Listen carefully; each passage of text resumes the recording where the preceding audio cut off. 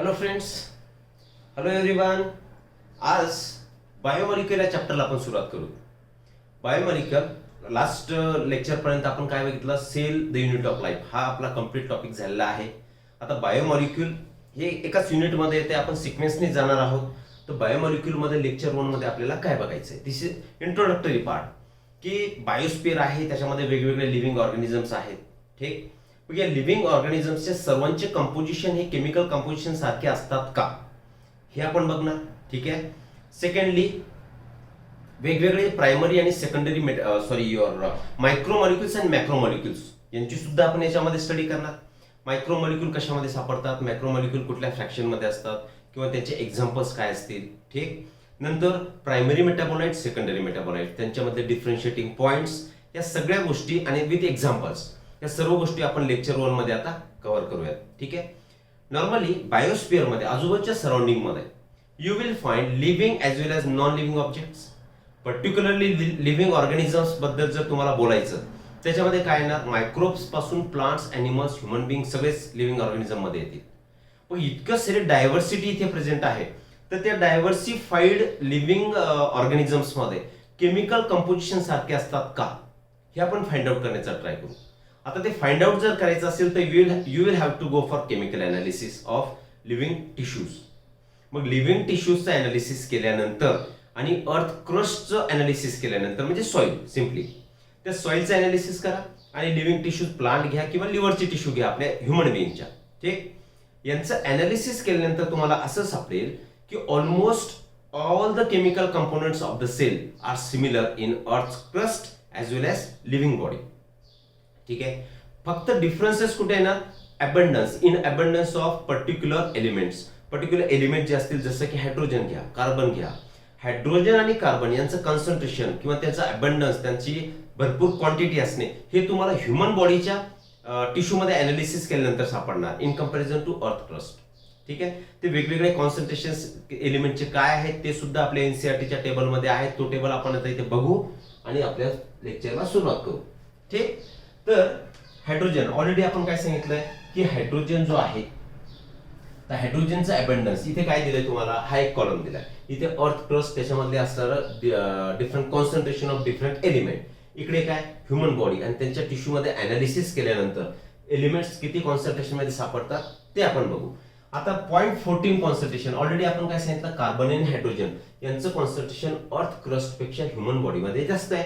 C दिसतंच आहे तुम्हाला 0.14 आणि 0.5 किती सारा डिफरन्स आहे. 0.03 आणि 18.5 इतकं सारा कार्बन ह्युमन बॉडीमध्ये सापडणार. सिमिलरली बाकीचे सुद्धा आहेतच. ऑक्सिजन आहे, nitrogen, sulphur, sodium, calcium, then your magnesium, silicon, हे सगळे एलिमेंट जरी दोघांमध्ये कॉमन असले तरी त्यांच्यामध्ये कॉन्सन्ट्रेशन मध्ये डिफरन्स आहे. पर्टिक्युलरली कार्बन आणि हायड्रोजन. लक्षात ठेवण्यासाठी म्हणून, in human body its a concentration is even more than the earth crust. Otherwise elements are similar. ठीक आहे. चला पुढे जाऊ. मग प्रोटोप्लाझम, माहिती तुम्हाला प्रोटोप्लाझम कशाला म्हणताय आपण? प्रोटोप्लाझम, प्रोटोप्लाझम इज नथिंग बट सायटोप्लाझम म्हणा तुम्ही. ठीक आहे. आता ही सेल, त्या सेल मध्ये हा सायटोप्लाझम प्रेझेंट असेल. याच्यामध्ये काय काय तुम्हाला सापडणार? सेल चॅप्टर मध्ये तुम्ही बघितलं असेल की cell cytoplasm is the main arena of metabolic activities. सगळ्या काय फिजिओलॉजिकल ऍक्टिव्हिटी होत आहेत त्या कुठे होत आहेत? सायटोप्लाझम मध्ये होत आहेत. बरोबर की नाही? That's why we had termed it as a main arena of cellular activities. ठीक. सगळे सेल्युलर ऑर्गॅनिली सुद्धा त्याच्यामध्ये प्रेझेंट असतात. सगळं डिटेलमध्ये आपण cell the unit of life याच्या डिफरंट 13 लेक्चर्स मध्ये कव्हर केलेलं आहे. मग protoplasm it is a complex mixture of organic and inorganic compounds. याच्यामध्ये ऑर्गॅनिक कंपाऊंड सुद्धा सापडतील. आता ऑर्गॅनिक कंपाऊंड तुम्ही कशाला म्हणताय? सिम्पली कार्बन कंटेनिंग कंपाऊंड्स, ते सुद्धा सापडतील. इनऑर्गॅनिक एलिमेंट सुद्धा सापडतील, जसं की सोडियम असेल, क्लोरीन असेल, magnesium, calcium. All these will be found in your protoplasm. मग ऑर्गॅनिक इनऑर्गॅनिक हे जे काय कंपोनंट्स आहेत तर तुमच्या सायटोप्लाझम मध्ये सापडतात. त्यालाच तुम्ही सिम्पली म्हणा सेल्युलर पूल. सेल्युलर पूल म्हणजे त्या सायटोप्लाझम मध्ये whatever the contents are there, कुठले असतील, सिंपल असतील, कॉम्प्लेक्स असतील, सगळे जे सबस्टन्सेस आहेत त्याला तुम्ही म्हणायचे सेल्युलर पूल. क्लिअर आहे? ओके. मग molecules found in the protoplasm are called as biomolecules. का biomolecules? Cell is a living, right? आणि लिव्हिंग थिंग मध्ये त्याला शब्द काय वापरतो आपण? बायो. आणि वेगवेगळे ऑर्गॅनिक इनऑर्गॅनिक मॉलिक्युल्स प्रेझेंट आहेत. मग या सेल्युलर पूलमध्ये जे काय प्रेझेंट असेल तर सगळे तुम्हाला त्यांना तुम्ही नाव काय देऊ शकता, these are called as biomolecules. आणि या बायोमॉलिक्युल्सचीच डिटेल स्टडी आता आपल्याला या वेगवेगळ्या लेक्चर्समध्ये बायोमॉलिक्यूल हेडिंग खाली बघायचं आहे. ठीक आहे. जसं की हे बायोमॉलिक्यूलला सुद्धा तुम्ही डिवाइड करू शकाल. काही सिंपल असतील, त्याचं स्ट्रक्चरल कन्फर्मेशन म्हणजे त्यांचं स्ट्रक्चर हे सिंपल असणार, त्यांचं मॉलिक्युलर वेट कमी असणार किंवा त्यांची सोल्युबिलिटी म्हणू आपण, सोल्युबिलिटी विल बी हायर. मग असे जे असतील त्यांना तुम्ही मायक्रोमॉलिक्यूल म्हणणार. ठीक आहे. याच्या opposite molecular weight high, nature is complex, त्यांचा फॉर्म्युला किंवा स्ट्रक्चरल कंपोजिशन इज कॉम्प्लेक्स किंवा त्यांची सोल्युबिलिटी ही लेस असणार. मग असे जे एलिमेंट्स असणार त्यांना तुम्ही काय म्हणणार, simply bio मॅक्रोमॉलिक्यूल.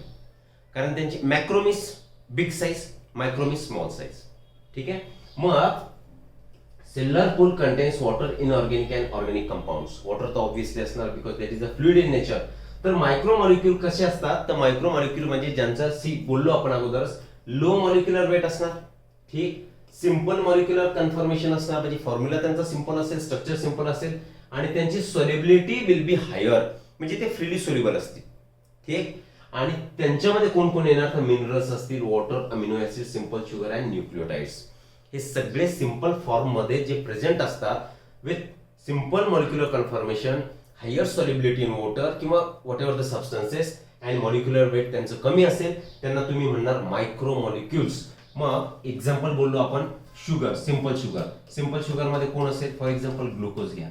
It is a saccharide, monosaccharide म्हणजे सिंगल सॅकराइड युनिट त्यांच्यामध्ये प्रेझेंट असतो. ते शुगर म्हणजे carbohydrate. What are carbohydrates? Carbohydrates are hydrates of carbon. ठीक आहे ना. आणि जे बनलेले त्यांना बोलतो आपण सॅकराइड युनिट. आता हा जो सॅकराइड युनिट आहे सिंगल जर असेल त्याला आपण म्हणतो मोनोसॅकराइड. भरपूर सारे असतील म्हणजे इन बिट एक 8, 9, 10, 15 असतील त्याला ऑलिगोसॅकराइड. आणि भरपूर साऱ्यांची चेन, मोनोमरची चेन किंवा सॅकराइडची चेन असेल तर त्याला आपण म्हणणार पॉलिसॅकराइड. म्हणजेच ग्लुकोज झाला सिंपल आणि याचाच कॉम्प्लेक्स फॉर्म काय झालाय मग, पॉलिसॅकराइड. कारण एक सॅकराइडचं मोनोमर युनिट, बरोबर की नाही, हे सिंगल युनिट झाला. भरपूर सारे एकत्र आले म्हणजे ऑब्व्हियस आहे यांचं मॉलिक्युलर वेट कमी असणार, यांची चेन तयार झाली, यांचं मॉलिक्युलर वेट हे जास्त भरणार. मग हे जे असे असणार, दुसरं एक्झाम्पल बघू, न्यूक्लिओटाइड्स. न्यूक्लिओटाइडची जी चेन तयार होणार त्यालाच तुम्ही काय म्हणता, न्यूक्लिक ऍसिड, बरोबर की नाही. न्यूक्लिक ऍसिड म्हणजे डीएनए, आरएनए. वेल, तिसरं एक्झाम्पल अमिनो ऍसिड. अमिनो ऍसिडची चेन म्हणजेच नथिंग बट युअर प्रोटीन. ठीक आहे. म्हणजेच यांची चेन होणार म्हणजे कॉम्प्लेक्स स्ट्रक्चर होणार, त्यांचा मॉलिक्युलर वेट होणार, त्यांची सोल्युबिलिटी कमी होणार. म्हणून प्रोटीन्स, पॉलिसॅकराइड्स, न्यूक्लिक ऍसिड्स आपण यांना काय म्हणणार, तर आपण यांना बायो मॅक्रोमॉलिक्यूल म्हणणार. ठीक आहे. हे तर सिंपली आपण मायक्रोमॉलिक्यूल म्हटलो. या मॉलिक्युललाच तुम्ही बायो लावून द्या मागे, म्हणू शकता मायक्रोमॉलिक्यूल म्हणा किंवा बायो मायक्रोमॉलिक्यूल म्हणा. त्याचे एक्झाम्पल बघितले, सिम्पलर फॉर्म मध्ये होते, त्यांचेच कॉम्प्लेक्स फॉर्म म्हणजे बायो मॅक्रोमॉलिक्यूल. आणि उदाहरण म्हणजे काय, first is your protein, then polysaccharide, then nucleic acid. Difference समजला तुम्हाला. मायक्रोमॉलिक्यूल म्हणजे कसे सिंपल असणार, मॉलिक्युलर वेट कमी, एकच डिफरन्स लक्षात घ्या. आणि मॅक्रोमॉलिक्यूल म्हणजे कॉम्प्लेक्स स्ट्रक्चर असणार, चेनच्या फॉर्म मध्ये असतील किंवा ब्रांच असेल किंवा नसतील. आणि त्यांचं मॉलिक्युलर वेट, मॉलिक्युलर कन्फर्मेशन आणि सोल्युबिलिटी ही कशी असणार, कमी असणार. ठीक. पुढे जाऊ. मग मिनरल्स जे तुमच्या सेल्युलर पूल मध्ये प्रेझेंट आहेत त्या मिनरल्सचा वापर कुठे कुठे होतो, जसं की इथे mitochondria. Mitochondria are rich in manganese. Manganese हे मिनरल झालं, बरोबर की नाही. मायटोकॉन्ड्रियामध्ये याची क्वांटिटी जास्त प्रमाणामध्ये असणार. रिस्पिरेशन टॉपिक मध्ये कुठल्या आयन्सचा कुठल्या रिएक्शन मध्ये रोल असतो हे सुद्धा आपण बघितलेलं आहे. Right. Second, nitrogenous enzyme molybdenum म्हणजे काय, हा मॉलिब्डेनम फेरस प्रोटीन जो प्रेझेंट असतो हा कशामध्ये प्रेझेंट असणार, नायट्रोजनस एन्झाईम मध्ये. तर हा एन्झाईम नायट्रोजन फिक्सेशन साठी वापरला जाणार. कशासाठी, नायट्रोजन फिक्सेशन. म्हणजेच nitrogen fixation is your nitrogenase catalyse reaction. मग त्याच्यामध्ये मॉलिब्डेनम जर असेल तर तो त्याची ऍक्टिव्हिटी करू शकणार. म्हणजे हा काय झाला, यूज झाला त्यांचा. कॉपर, सायटोक्रोम ऑक्सिडेज या एन्झाईम मध्ये कॉपर जर असेल तर तो फंक्शन करेल, अदरवाइज नॉट. मॅग्नेशियम घ्या. ज्या ज्या ठिकाणी एन्झाईम्सला एटीपीचं युटिलायझेशन करावं लागतं त्या ठिकाणी तुम्हाला मॅग्नेशियम असणं गरजेचं आहे, अदरवाइज ते जे एन्झाईम्स असतील ते एटीपीचं युटिलायझेशन करू शकणार नाही. मग हा नेक्स्ट यूज झाला. अजून बोलू आपण सोडियम आणि पोटॅशियम. आता सोडियम पोटॅशियमचा तर रोल तुम्हाला माहितीच आहे, maintenance of intra and extra cellular fluid, म्हणजेच त्यांची ऑस्मोलॅरिटी मेंटेन ठेवणे. काय मेंटेन ठेवणे? ऑस्मोलॅरिटी, हा रोल झाला. आणि ते जर नसतील सोडियम आणि पोटॅशियम, टर्बिडिटी ऑफ सेल. ठीक आहे, आपण cell the unit of life know, त्याच्यामध्ये नाही. ट्रान्सपोर्टिंग प्लांट, ट्रान्सपोर्टिंग प्लांट मध्ये याचा रोल तुम्हाला क्लिअर. गार्ड सेल मध्ये पर्टिक्युलरली सेल त्या टर्बिड बनवणे किंवा त्याला फ्लेसिड बनवणे, त्याच्यामध्ये सुद्धा सोडियम पोटॅशियमचा रोल असेल. ठीक. अजून सोडियम आणि पोटॅशियमचा रोल कुठे तुम्हाला सापडणार? Membrane potential. ठीक आहे, nerve impulse generation and it's conduction. आपण न्यूरल कंट्रोल कोऑर्डिनेशन मध्ये कसा इम्पल्स जनरेट होतो आणि तो ट्रान्समिट कसा होतोय, तर सिम्पली सी, आपण असं एक प्लाझ्मा मेम्ब्रेनचं स्ट्रक्चर काढलं होतं आणि याच्यावरती वेगवेगळे आयन चॅनल्स वेअर प्रेझेंट. बरोबर. या आयन चॅनल्स मधून continuously there was flow of sodium ions आणि पोटॅशियम आयन आत बाहेर ते करत होते. बरोबर की नाही? आणि याच्याचमुळे याच्यामध्ये व्होल्टेज गेटेड चॅनल सुद्धा प्रेझेंट होते, माहिती आपल्याला. तर हे आयन्स जे होते ते यांच्यामुळे मेम्ब्रेन पोटेन्शियल जनरेट झालं होतं. आणि कंडक्शन मध्ये सुद्धा यांची जी एक्स्ट्रा सेल्युलर फ्लुइड इथे काढली होती बघा आपण, आणि इंट्रासेल्युलर फ्लुइड. तर या फ्लुइड मध्ये त्याचा आयोनिक बॅलन्स चेंज झाला, पोलॅरिटी चेंज झाली होती, आउटसाइड पॉझिटिव्ह इनसाइड निगेटिव्ह, आणि कंडक्शन त्या इम्पल्सचं झालं होतं. इन शॉर्ट सांगण्याचा मुद्दा हा, हे जे काय मिनरल्स प्रेझेंट असतील तर त्यांचा फिजिओलॉजिकल प्रोसेसेस मध्ये यूज असणार आहे. जसं अजून एक ऍड करू शकतो आपण, कॅल्शियम Ca2+, मॅग्नेशियम 2+, यांचा एक्साइटेबिलिटी ऑफ नर्व सेल, ह्या कमी करणार. ठीक आहे, एक्साइट कोणी केलं होतं? सोडियम पोटॅशियमने. मग त्यांची एक्साइटेबल नेचरचे कमी करण्यासाठी, म्हणजे एक्साइटमेंट कमी करण्यासाठी कॅल्शियम आणि मॅग्नेशियमची आवश्यकता असणार. ठीक आहे, असेच डायबेसिक, मोनोबेसिक जे काय कंपाऊंड्स असतील, फॉस्फेट, सल्फेट जे असतील, त्यांचा सुद्धा वेगवेगळ्या फिजिओलॉजिकल ऍक्टिव्हिटीज मध्ये त्या सेल मध्ये रोल असणार आहे. दिस इज हाऊ इन शॉर्ट आपण सांगायचं झालं. सेल्युलर पूल बद्दल बोललो, म्हणून त्याच्यामध्ये जे काय वेगवेगळे मिनरल्स प्रेझेंट असतील त्यांचे हे फंक्शन डिफरंट असतात. जसं की समजा कॉपर असेल, तर कॉपर हा तुमच्या इलेक्ट्रॉन ट्रान्सपोर्ट चेन, तुम्हाला आठवत असेल सायटोक्रोम एन्झाईम्स, लिहूनच घेऊ आपण. कॉपर Cu2+, कुठे वापर झाला होता याचा? इलेक्ट्रॉन ट्रान्सपोर्ट चेन मध्ये, इलेक्ट्रॉन ट्रान्सपोर्ट चेन मध्ये. का? कारण तिथे एन्झाईम्स जे होते ते एन्झाईम्स कुठले होते? सायटोक्रोम एन्झाईम्स. अजूनही भरपूर सारे युजेस बघता येतील, परंतु आता या हेडिंग खाली इतकी इन्फॉर्मेशन ही सफिशियंट आहे. चला पुढे जाऊ. वेल, मेथड टू अनालाइज. आपण बोललो अर्थ क्रस्ट आणि लिव्हर टिश्यू किंवा प्लांटचे टिश्यू असेल, लीफ असेल एखादं, तर त्यांच्यामध्ये अनालिसिस आपल्याला करायचं होतं. अनालिसिस करण्यासाठी कुठली तरी पर्टिक्युलर मेथड लागणार. ती मेथड म्हणजेच काय? काय करतोय आपण? एक मॉर्टर आणि पेसल आपण घेणार. हे झालं तुमचं मॉर्टर. म्हणजे त्याला खलबत्ता म्हणतात मराठीमध्ये, किंवा हिंदीमध्ये कुटणी म्हणून, राईट. आणि याच्यामध्ये एक ब्रॉड बेस असणारा एक पार्ट असतो, त्याला म्हणणार आपण पेसल. मॉर्टर आणि पेसल घ्या. ठीक आहे, कशासाठी वापरतात? काही कुटण्यासाठी, छोटे छोटे पार्टिकल तयार करण्यासाठी, राईट. मग याच्यामध्ये तुम्ही काय करणार? Suppose you have taken here liver tissue. एक अशी लिव्हरची टिश्यू घेतली, लिव्हर टिश्यू. या टिश्यू मध्ये तुम्ही आता ऍड करा. काय ऍड करताय? एक केमिकल ऍड करा. आणि ते केमिकल म्हणजेच काय? Tri chloro acetic acid, CCl3COOH. ठीक आहे, काय केलं तुम्ही? लिव्हर टिश्यू घेतली, त्याच्यामध्ये ट्रायक्लोरो ऍसिटिक ऍसिड ऍड केला, आणि आता याला ट्रिच्युरेट करा. ट्रिच्युरेट करणे म्हणजे काय? लिव्हर टिश्यू आणि त्यात असं समजू 2 मिनिट आपण पाणीच आहे, पाणी आहे का? लिक्विड मटेरियल ट्रायक्लोरो ऍसिटिक ऍसिड, आणि त्याला असं घोटत राहा. ठीक आहे, त्याला ग्राइंड करा. ग्राइंड केल्यानंतर यू विल ऑब्टेन, तुम्हाला काय मिळणार? You will obtain slurry. Slurry म्हणजे काय? एक सेमी लिक्विड स्ट्रक्चर. बरोबर ना? या स्लरीला आता एका स्लरी पास थ्रू चीज क्लॉथ. चला एक काय करू आपण? मी इकडे लिहितो परत. ही लिहिली मी इथे स्लरी. या स्लरीला पास करायचं. कशामधून? एका मेम्ब्रेन मधून पास करा, किंवा त्याला सरळ सरळ एका कॉटन मधून पास करा. कॉटन, याला म्हणू आपण कॉटन. कॉटन मधून पास केल्यानंतर खाली एक तुम्हाला भांडं लागेल. बरोबर? या भांड्यामध्ये आता खाली काय जमा होणार? एक सबस्टन्स जमा होणार, एक लिक्विड जमा होणार, कारण सेमी लिक्विड आहे. तर जे लिक्विड मटेरियल खाली जमा होणार आणि याच्यामध्ये काही पार्ट अटकून राहणार. येलो कलरने मी इथे असतो इथे अटकून राहिला. 2 पार्ट मध्ये आता स्लरी डिवाइड झाली. तर हा वरचा जो पार्ट होता त्या पार्टला तुम्ही काय म्हणायचे, रिटेंटेट म्हणायचंय किंवा त्यालाच म्हणा तुम्ही ऍसिड इनसॉल्युबल फ्रॅक्शन. काय म्हणायचंय, ऍसिड इनसॉल्युबल फ्रॅक्शन. आणि खाली जे जमा झाले तर it will be called as your filtrate किंवा यालाच तुम्ही म्हणा ऍसिड सोल्युबल फ्रॅक्शन. अशा पद्धतीने काय झालंय की 2 फ्रॅक्शन तुम्हाला मिळाले. मग तो भाग वेगळा की ऍसिड सोल्युबल फ्रॅक्शन मध्ये तुम्हाला काय सापडणार, ऑब्व्हियसली ज्यांचं मॉलिक्युलर वेट कमी असेल, सोल्युबिलिटी जास्त असेल ते तुम्हाला खालच्या काय म्हणू आपण त्याला पार्ट मध्ये सापडणार. ठीक आहे ना. आणि या वरच्या पार्ट मध्ये म्हणजे रिटेंटेट मध्ये ज्यांचं मॉलिक्युलर वेट जास्त असेल, साईज जास्त असेल किंवा सोल्युबिलिटी कमी असेल ते सगळे तुम्हाला वरती सापडतील. मग ज्या रिटेंटेट मध्ये तुम्हाला जे सापडतात त्यांना तुम्ही काय म्हणणार, या रिटेंटेट मध्ये सापडणाऱ्याला तुम्ही म्हणणार मॅक्रो मॉलिक्यूल.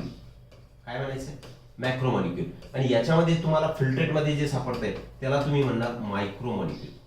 आता हे मायक्रो आणि मॅक्रो हे कशावर डिपेंड करते, त्यांच्या वेट वरती सुद्धा डिपेंड करेल. की मायक्रो मॉलिक्यूलचं वेट हे 18 ते 800 डाल्टन या इतक्या रेंज मध्ये असणार आणि मोर दॅन 1000 डाल्टन असेल तर त्याला तुम्ही म्हणायचे macro molecule. Bio macro molecule, bio micro molecule. ठीक आहे. हा एक्सपेरिमेंट फक्त आपण इथे दिलाय. हा तुम्हाला एक स्कीमॅटिक समजावा म्हणून इथे दिलाय. क्लिअर आहे. चला पुढे जाऊ आपण. मग both the chemicals separated by various analytical techniques and identified. आता त्यांचं आयडेंटिफिकेशन सुद्धा आपण करणार. म्हणजे ऍसिड इनसोल्युबल पूल जो होता म्हणजेच कुठे प्रेझेंट होता हा, इट वॉज प्रेझेंट इन रिटेंटेट. रिटेंटेटलाच तुम्ही म्हटले ऍसिड इनसोल्युबल पूल. तर याच्यामध्ये तुम्हाला काय सापडले, बायो मॅक्रो मॉलिक्युल्स. ते बायो मॅक्रो मॉलिक्युलचे एक्झाम्पल सुद्धा आपण परत एक वेळा लिहू. सुरुवातीला बघितलंय आपण. तर ते एक्झाम्पल काय झाले तुमचे, पॉलीसॅकराइड्स. देन लिपिड याच्यामध्ये नाही घ्यायचे, त्याचं रिझन बघू आपण काय. तर देन युअर प्रोटीन्स हे. आणि थर्ड कंपोनंट कुठला याचा होता आपला, प्रोटीन झाले, पॉलीसॅकराइड, न्यूक्लिक ऍसिड्स. हे काय झाले, बायो मॅक्रो मॉलिक्यूल. का, कारण यांचं वेट हे लेस दॅन 800 डाल्टन होतं. मोर प्रिसाइज म्हणायचं झालं तर 18 to 800 डाल्टन इतक्या रेंज मध्ये होतं. त्यांना म्हटले तुम्ही एक्सट्रीमली सॉरी, मी मायक्रो मॉलिक्यूलचं लिहितोय, एक्सट्रीमली सॉरी, जास्त होतं ना त्याला मॅक्रो मॉलिक्यूल म्हटलो आपण ऍसिड इनसोल्युबल मध्ये. मोर दॅन 1000 डाल्टन. क्लिअर. आणि जे दुसरे सापडणार तुम्हाला ऍसिड सोल्युबल फ्रॅक्शन मध्ये त्यांना म्हणणार तुम्ही बायो मायक्रो मॉलिक्यूल. त्यांचं वेट असणार तुमच्या 18 to 800 डाल्टन इतक्या रेंज मध्ये. कळलं तुम्हाला. ऍसिड सोल्युबल फ्रॅक्शन म्हणजे जो फिल्ट्रेट, त्याच्यामध्ये मायक्रो मॉलिक्यूल, आणि वरचा जो राहिला तो काय, acid insoluble fraction, that is retained. आणि त्याच्यामध्ये तुम्हाला more than 1000 dalton molecular weight असणारे पॉलीसॅकराइड, प्रोटीन, न्यूक्लिक ऍसिड सारखे कंपोनंट मिळणार. ठीक. ओके. वेल पुढे जाऊ. बायोमॉलिक्यूल काही नाही, ते आपण जे अगोदर समजलं ते इथे लिहिलंय फक्त. याला काय, वेट लेस दॅन 1000 डाल्टन त्याला म्हटले micro molecule, more than 1000 dalton macro molecule. Present in acid soluble pool हे बघितलं. Present in acid insoluble pool म्हणजेच परत एक वेळा रिटेंटेड. ठीक. आणि याचे एक्झाम्पल बघितले आपण, amino acid, nitrogenous basis, मोनोसॅकराइड, lipids. आणि इकडे आपण एक्झाम्पल लिहिलंय प्रोटीन्स, न्यूक्लिक ऍसिड आणि पॉलीसॅकराइड्स. ऑलरेडी लास्ट स्लाइड मध्ये कव्हर झालंय. पुढे जाऊ. नेक्स्ट काय सांगताय, आता हे झालं तुमचं एक सिंपल मेथड, ट्रायक्लोरोएस्टिक ऍसिड सोबत ट्रायच्युरेशन करून त्याची स्लरी ऑब्टेन करून. आता जर तुम्हाला कंपाऊंडचं अनालिसिस करायचं असेल, ठीक आहे, तर तुम्हाला एक वेगळा एक्सपेरिमेंट करावा लागेल. वेगळा एक्सपेरिमेंट म्हणजे काय, थोडासा डिस्ट्रक्टिव्ह आहे. डिस्ट्रक्टिव्ह म्हणजे त्याच्यामध्ये तुम्हाला काहीतरी बर्न करायचंय. काय करा तुम्ही एक्सपेरिमेंट मध्ये, एक तुम्ही आता ही घेतली लिव्हर टिश्यू. ठीक आहे, लिव्हरची टिश्यू घ्या. आता लिव्हर टिश्यू घेतल्यानंतर त्याच्यामध्ये वॉटर असेल की नाही, हो वॉटर आहे. म्हणजे त्याचं वेट कसं असणार, वेट ओलं असतानाचं वेट, म्हणून त्याला आपण काय म्हणू, वेट. हे वेट म्हणजे ओलं पाणी आहे त्याच्यामध्ये. ठीक आहे ना. आता याला तुम्ही काय करायचंय, ड्राय इट. मग ड्राय केल्यानंतर याच्यामधलं काय, वॉटर विल इव्हॅपरेट. वॉटर काय होणार, इव्हॅपोरेशन होणार त्याचं, म्हणजे पाण्याची क्वांटिटी कमी होऊन जाणार भरपूर साऱ्या प्रमाणामध्ये. मग काय करायचंय की तुम्ही आता याला अशी हीट द्या, ठीक आहे. हे बर्नर, या बर्नरनी काय करा, त्याला हीट द्या. हीट केल्यानंतर हा जळणार, बर्न होणार, ठीक आहे ना. इट विल बर्न, आपण इथे इट बर्न्स. बर्न झाल्यानंतर याच्यामधून ऑर्गॅनिक कंपोनंट जे आहे, तर ऑर्गॅनिक मटेरियल म्हणजे कोणत्या स्वरूपात, CO2 H2O च्या स्वरूपात. हे ऑर्गॅनिक मटेरियलचं काय होणार, इथे ब्रॅकेटमध्ये घेतोय मी, it will be undergoing oxidation. Dry केलं होतं, त्याला हीट द्या. हीट केल्यानंतर त्याचं काय होणार, ऑक्सिडेशन. ऑक्सिडेशन झालं म्हणजे त्यातले ऑर्गॅनिक कंपोनंट CO2 आणि H2O च्या स्वरूपात बाहेर निघून जातील. आता जे काय तुम्हाला खाली मिळणार, the remaining part will be called as ash. Remaining part काय झालाय मग तुमचा, ऍश. ऍश म्हणजे काय, राख. आता ही राख तुम्हाला मिळणार, हे इथे लिहिलंय आपण सरळ सरळ, इथे आपण एक्सप्लेन केलंय, ठीक आहे.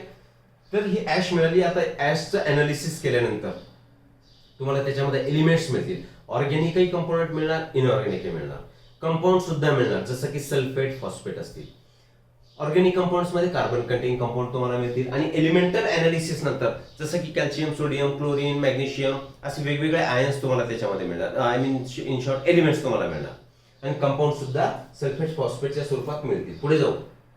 Ash contains inorganic elements. It contains inorganic element. कोणते एलिमेंट आहेत, कॅल्शियम, मॅग्नेशियम. इनऑर्गॅनिकच म्हणतो ना आपण त्याला, because calcium carbon is absent. Inorganic compounds like sulphate and phosphate बोललो आपण, हे सुद्धा मिळणार, जे की तुम्हाला कुठे दिसतात, अजून ऍसिड सोल्युबल फ्रॅक्शन मध्ये सुद्धा दिसतात, ठीक, त्या सुरुवातीच्या एक्सपेरिमेंट मध्ये. एलिमेंटल अनालिसिस काय काय कळतं तुम्हाला एलिमेंटल अनालिसिस केल्यानंतर, की एलिमेंट कुठले कुठले कंपोजिशन त्या लिव्हिंग टिश्यू मध्ये प्रेझेंट आहे. जसं कॅल्शियम आहे का, क्लोरीन, सोडियम हे प्रेझेंट जर असतील, आय मीन ते प्रेझेंट आहेत का, हे सेल्युलर कंपोजिशन एलिमेंटचे तुम्हाला कळणार. कोणत्या याच्यावर, एलिमेंटल अनालिसिस. म्हणून इथे काय लिहिलंय, elemental analysis gives elemental composition of living tissues. आणि कंपाऊंडचं अनालिसिस केल्यानंतर ऑब्व्हियसली आपल्याला इनऑर्गॅनिक आणि ऑर्गॅनिक कॉन्स्टिट्यूएंट कोणते प्रेझेंट आहेत, जसं फॉस्फेट, सल्फेट, ते आपल्याला कळेल, ठीक आहे. Present in the living tissue. In simple language, जे काय वेगवेगळे कंपोनंट्स प्रेझेंट आहेत ते तुम्हाला ही ऍश मध्ये बघायला मिळणार, ठीक. हा झाला तुमचा डिस्ट्रक्टिव्ह एक्सपेरिमेंट. आता काय काय याच्यामध्ये मिळणार, तर केमिस्टच्या हिशोबाने आता त्यातले जे एलिमेंट तुम्हाला सापडले किंवा कंपाऊंड सापडले, तर एखादा केमिस्ट जर असेल, ठीक आहे, केमिस्ट म्हणजेच काय, हू स्टडीज केमिस्ट्री, तर तो त्याच्यामध्ये कोणते कोणते ग्रुप प्रेझेंट आहेत त्याची स्टडी करणार. फॉर एक्झाम्पल काय, अल्डिहाइड ग्रुप, त्याचा अनालिसिस तो काय बघणार, अल्डिहाइड ग्रुप. CHO प्रेझेंट दिसतो का, हा, मग अल्डिहाइड याच्यामध्ये प्रेझेंट आहे. जर त्याला असा ग्रुप सापडला CO, तर तो म्हणणार यस त्या ऍश मध्ये कीटोन कंपाऊंड्स आर प्रेझेंट. किंवा ऍसिडिक कंपाऊंड COH ग्रुप, जर यालाच काय म्हणतो आपण, these are your functional groups. शिकलेले तुम्ही लोअर स्टँडर्ड मध्ये. त्या फंक्शनल ग्रुपची स्टडी कोण करणार, तर केमिस्ट्री पॉइंट ऑफ व्ह्यू जेव्हा आपण बघू तेव्हा आपण फंक्शनल ग्रुप कुठले प्रेझेंट आहेत त्याची स्टडी करणार. बायोलॉजिकल पॉइंट ऑफ व्ह्यू जर बघायचं झालं आपल्याला, तर आपण काय त्याच्यामध्ये स्टडी करणार, त्यांचं नेचर, अमिनो ऍसिड आहे का, किंवा तुमचे न्यूक्लियोटाइड बेसेस प्रेझेंट असतील, किंवा फॅटी ऍसिड नेचर आहे का. म्हणजेच according to the stream, chemistry stream असेल मग फंक्शनल ग्रुपची स्टडी करते. बायोलॉजिकल पॉइंट ऑफ व्ह्यू बघायचं झालं तर त्याचं एक बायोलॉजिकल नेचर स्टडी करणार, की अमिनो ऍसिड असेल तर हा याच्यापासून आता प्रोटीन तयार होतील, ठीक आहे. ओके, आता हे काय झालंय, सी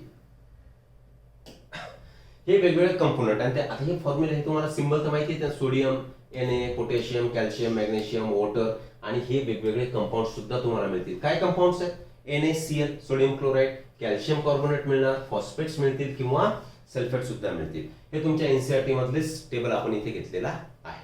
क्लिअर. चला पुढे जाऊ. प्रायमरी आणि सेकंडरी मेटाबॉलाइट कशाला म्हणायचं. सी, लिव्हिंग टिश्यू आहे किंवा लिव्हिंग सेल बोलू आपण, तर त्या लिव्हिंग सेलमध्ये जे काय तुम्हाला बायोमॉलिक्युल्स दिसत आहेत, की ज्यांचा फिजिओलॉजिकल किंवा आयडेंटिफायबल फंक्शन आहे, म्हणजे त्याचा आपल्याला नोन फंक्शन आहे, की हा okay this enzyme perform this function, किंवा this element is required for this function, त्याला म्हणतो आपण आयडेंटिफाय करण्यासारखे फंक्शन. असे जे फंक्शनल एंटिटीज प्रेझेंट असतील त्यांना सिम्पली तुम्ही काय म्हणणार, प्रायमरी मेटाबोलाइट्स, ठीक. असे सुद्धा प्रायमरी मेटाबोलाइट सोडून पर्टिक्युलरली प्लांट मध्ये बोलू आपण, किंवा फंगस मध्ये, किंवा मायक्रोब मध्ये, तर हे जे आयडेंटिफाय फंक्शन फिजिओलॉजिकल फंक्शन करणारे असतील एलिमेंट्स किंवा कंपोनंट्स, केमिकल कंपोनंट्स, ते वगळता thousands of other components are also present. मग जे अदर दॅन प्रायमरी मेटाबोलाइट आहेत, ज्यांचं फिजिओलॉजिकल फंक्शन तुम्हाला माहिती नाही, त्यांना तुम्ही म्हणायचे सेकंडरी मेटाबोलाइट्स. ठीक आहे. त्यांचा लिटिल रोल, खूप कमी प्रमाणामध्ये रोल तुम्हाला त्या प्लांटसाठी असणार किंवा त्या फंगस किंवा त्या मायक्रोबसाठी असणार. अदरवाईज त्यांचा उपयोग फिजिओलॉजिकल प्रोसेसमध्ये, मेटाबॉलिक प्रोसेसमध्ये होत नाही. असे जे कंपोनंट होते त्यांना सेकंडरी मेटाबॉलाइट म्हणायचे. उदाहरण काय? रबर असेल, रेझिन्स असतील, त्याला म्हणतो आपण पॉलिमेरिक सबस्टन्सेस, पिगमेंट्स असणार, काही टॉक्सिक सबस्टन्सेस असतील, जसं काही अल्कलॉइड्स असणार आहेत, नंतर ऑइल असेल, हे सगळे जे, किंवा स्पाइसेस असतील, गम असेल, रबर झालं रबर, हे सगळे जे कंपोनंट आहेत अॅनिमल टिश्यूज मध्ये किंवा तुमच्या प्लांट टिश्यूज मध्ये, तर त्यांना तुम्ही म्हणायचंय की सेकंडरी मेटाबोलाइट्स. बघून घेऊ. केमिस्ट्री पॉइंट ऑफ व्ह्यू जर बघायचं झालं तर केमिस्ट्रीचा एक्साइटिंग एक ऍस्पेक्ट कोणता आहे की एखादा कंपोनंट शोधणे, त्या कंपोनंटचं नेचर स्टडी करणे, मॉलिक्युलर फॉर्म्युला शोधणे, किंवा जर सिंथेसाइज करता येत असतील तर त्याचा प्रयत्न करणे. हा काय झाला? केमिस्ट्रीचा एक ऍस्पेक्ट झाला. वेल, make a list of biomolecules. Such a list would go to thousands of organic compounds including amino acid, sugar. जर असे कंपाऊंड शोधायचं ठरलं एखाद्या केमिस्टला तर असे हजारांनी सबस्टन्स त्याच्यामध्ये मिळतील. फार इम्पॉर्टंट नाही, जस्ट घ्यायचं म्हणून घेतलंय. In animal tissue all such categories of compounds are notice. Animal मध्ये सगळे सापडतात. बायोमॉलिक्युल्स म्हटलो आपण त्याला. Why? Because it is present in your cellular pool, right? These are called primary metabolite. समजतंय? जे काही बायोमॉलिक्युल आहेत ज्यांचं नोन फिजिओलॉजिकल फंक्शन आहे त्यांना तुम्ही प्रायमरी मेटाबोलाइट म्हणा. क्लियर आहे? चलो आगे बढ़ते हैं. फिर हाउएवर, जर प्लांट, फंगस यांच्यासारख्या जर टिश्यूज तुम्ही अनालिसिस केलं तर ह्या प्रायमरी मेटाबोलाइट सोडून हजारांनी तुम्हाला दुसरे सुद्धा कंपोनंट्स मिळतील. त्याला डेरिव्हेटिव्ह म्हणतो खरं तर आपण, प्लांटचे डेरिव्हेटिव्ह. तर जे काय प्रेझेंट असतील त्यांना तुम्ही म्हणायचे सेकंडरी मेटाबोलाइट. क्लियर आहे? Other than primary metabolite with unknown function, physiological function, असे जे काय तुम्हाला कंपोनंट सापडतात त्यांना तुम्ही म्हणायचे सेकंडरी मेटाबोलाइट्स. फॉर एक्झाम्पल आपण उल्लेख केलाय, अँटीबायोटिक्स असतील, इसेन्शियल ऑइल्स असेल, alkaloid, flavonoid, rubber, gum, scents, colour pigment, spices etcetera. मग यांचा फिजिओलॉजिकल फंक्शन आहे का? फिजिओलॉजिकल फंक्शन नाहीये. ठीक. आता अजून एक डिफरन्स, प्रायमरी मेटाबोलाइट आणि सेकंडरी मेटाबोलाइट. टेबल आपण बनवलाय तरी सुद्धा सांगतोय. प्रायमरी मेटाबोलाइट हा प्लांटच्या बॉडीमध्ये सुरुवातीपासूनच प्रेझेंट असणार. ठीक. परंतु सेकंडरी मेटाबोलाइट जे आहे पर्टिक्युलर त्या लाईफ मध्येच त्याच्यामध्ये प्रेझेंट असणार, पर्टिक्युलर लाईफ क्रॉस केल्यानंतर. म्हणजे through out life secondary metabolite present असतील का? नाही. Primary metabolite yes, it is since the birth of that plant असं म्हणू आपण. नंतर क्वांटिटी वाईज विचार करा. प्रायमरी मेटाबोलाइटची क्वांटिटी भरपूर साऱ्या प्रमाणामध्ये असणार. तीच सेकंडरी मेटाबोलाइट कमी क्वांटिटीमध्ये तुम्हाला ऑप्टेन होणार. जसं की गम घ्या. गम हा तुम्हाला प्लांट मधून भरपूर क्वांटिटीमध्ये मिळतो का? नाही, भरपूर क्वांटिटीमध्ये असत नाही. ठीक. जर त्यांचं एक्स्ट्रॅक्शन करायचं, बाजूला काढायचं, तर प्रायमरी मेटाबोलाइट हे इझिली एक्स्ट्रॅक्ट होतात. सेकंडरी मेटाबोलाइटचं एक्स्ट्रॅक्शन इझिली होत नाही.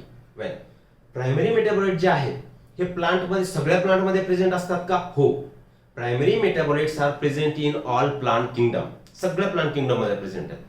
पण सेकंडरी मेटाबोलाइट पर्टिक्युलर प्लांटची स्पेसिस किंवा पर्टिक्युलर फॅमिली यांच्यामध्येच ते प्रेझेंट असणार आहेत. ठीक आहे. तर these are the differentiating points in between primary and secondary metabolites. Clear? Okay, चलो आगे बढ़ते. मग काय प्रायमरी हे सांगितलंय आपण.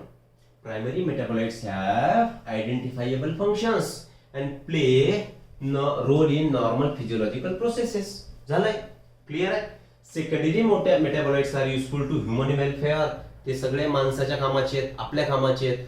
जसं की रबर टायर बनवण्यासाठी आहे, ड्रग्स वेगवेगळ्या डिसीज मध्ये यूज करणार, स्पाइसेस खाण्यासाठी करणार, सेंट्स एक तर प्लेजर म्हणू आपण याला, पिगमेंट्स वेगवेगळे कलरफुल सबस्टन्सेस बनवण्यासाठी वापर होणार. तर असे जे काय असतील त्यांना तुम्ही काय म्हणायचं? Secondary metabolites. आणि त्यांचं इकॉलॉजिकल इम्पॉर्टन्स सुद्धा जास्त असणार. इकॉलॉजिकल इम्पॉर्टन्स जास्त आहे म्हणजे काय? जसं की कार्डियक ग्लायकोसाइड. ठीक आहे, कार्डियक ग्लायकोसाइड एक एक्झाम्पल घ्या.